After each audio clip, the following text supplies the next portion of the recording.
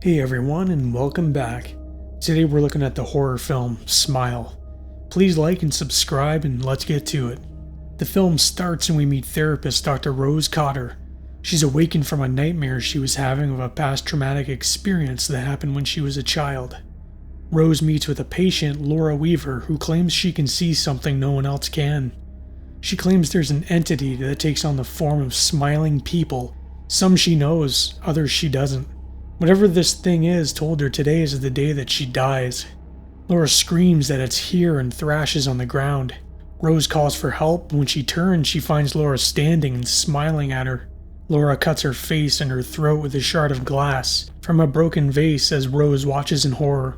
Tears run down Rose's face after her traumatic experience. She's interviewed by detectives Buckley and Joel, who seem to be extremely insensitive to everything that just transpired. That night at home, Rose sees the smiling visage of Laura. Rose is out to dinner with her fiancé Trevor and her sister Holly, but she's zoned out thinking about what transpired earlier. The following day at work, and she's still a bit on edge. Detective Joel speaks with her, and it turns out they used to be a thing, and it's a bit awkward. Rose is going over Laura's file, and she had witnessed her art history professor take his own life with a hammer while giving the same creepy smile. Rose gets a call from her sister and sees Laura standing outside like Michael Myers. She meets with a patient named Carl who just stares and smiles at her. He starts screaming, "You're gonna die," but when help comes to restrain him, he was already laying in bed. Her boss Morgan is giving her a paid week off to help her with mental health as work seems to be getting to her. Rose is at home when her house alarm goes off. She gets a call from security and they ask if she let anything in. She says no, but they say, "Are you sure? Look behind you." Rose goes to turn, but the phone rings again and it's back on its charger. She picks it up and it's security again. Police are there, but they find nothing and say false alarms happen all the time. Her fiancé comes home asking what happened and she tells him it was nothing. Rose goes outside to look for her cat, but can't find him. The following day, she meets with her former therapist, Dr. Madeline Northcutt. Madeline believes what she's experiencing is because of her trauma over her mother's suicide when she was a child. The following day, Rose arrives at her sister's house for her nephew's birthday. Her nephew is opening his gifts, and when he opens the one from Rose, he pulls out the body of her dead cat. Everyone looks at her like she's a lunatic. Rose sees a woman sitting in a chair and smiling. The woman suddenly appears before her and she falls through a glass table, cutting her arms in the process. Rose is with her fiancé trying to convince him something is following her and has attached itself to her, but he doesn't believe what she's saying.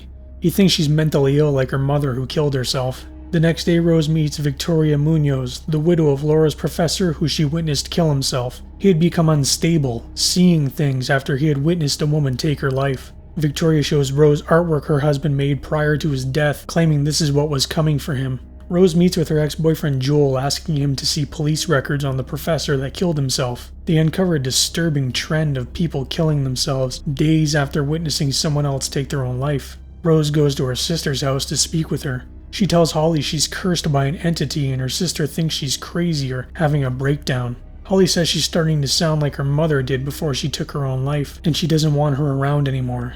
That night, Joel calls her, telling her the pattern goes back to 20 other people that have also taken their own lives. That is, except for one, Robert Talley, who murdered someone, but the pattern picked up right after that. Rose is with Joel and she tells him she thinks she's cursed, and he's hesitant to believe her. Each of the victims hasn't lasted more than a week, and Rose is on day 4. They meet with Robert in prison and he reveals she has to kill someone in front of a witness. This entity feeds on trauma and will pass on to someone who witnesses a traumatic event. Otherwise, it will force her to kill herself and pass it on to the next victim. Rose's former therapist Madeline comes over to make sure she isn't a danger to herself or others. The phone rings and Madeline is on the line. She looks across at a smiling Madeline who tells her it's almost time.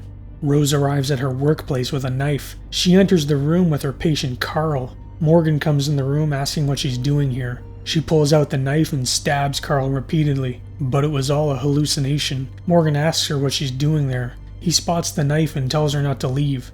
Joel calls her saying an APB was put out saying she's dangerous. She arrives at her old family home with the plan of isolating herself so she can't pass on the entity. It's completely run down inside and out. We see a flashback to when Rose's mother overdosed. She pleaded with Rose to call for help, saying Mommy made a mistake, but the young girl shakes her head and runs. She hears crying coming from her mother's room, finding her mother on the bed. Her mother smiles, but it's the entity toying with her. It tosses her to the floor, grabbing her by the throat and telling her she can't escape. Rose fights back, hitting it with a lantern and setting it aflame. It screams her name as it burns. Rose watches as her old home burns along with the entity. She arrives at Joel's apartment and asks if she can stay there with him. The room darkens as he smiles and starts laughing. Joel chases her out of the apartment, but she's back at her old house. Joel arrives at the old house and she runs back in screaming no. He hears her screaming and starts kicking the door in. The entity opens her mouth, slowly entering inside. Joel comes in looking for her and finds her standing with a can of kerosene above her head. She turns looking at him, smiling and lighting a match. Rose sets herself aflame and passes the entity on to its next victim, Joel, as the film comes to an end. I hope you enjoyed our little look at Smile. If you could like and subscribe, I would be forever grateful. Thank you all for watching and take care.